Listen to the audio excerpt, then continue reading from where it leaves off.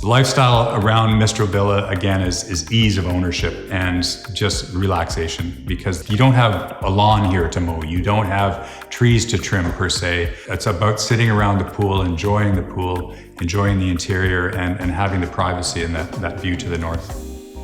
Compared to other properties around the Turks and Caicos or around Providenciales more so, Mistral, because it's centrally located, means that it's really only about 10 minutes from the airport. So it's a very short drive from the airport. We're not on the flight path, thankfully.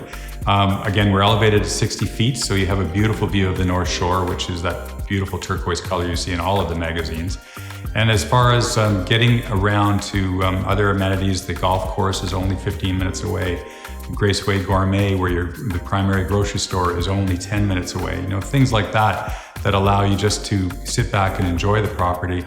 And it means also that it's easily accessible for any of your guests or friends to come over and have an evening of entertainment here. You could bring in a private chef. There's plenty of professionals on the island to choose from. Certainly a property manager will help you with those choices. And in general, you're just going to have a property that is pride of ownership. When people walk through the door, the first thing out of their mouth will be, "Oh wow," and that's a lovely feeling.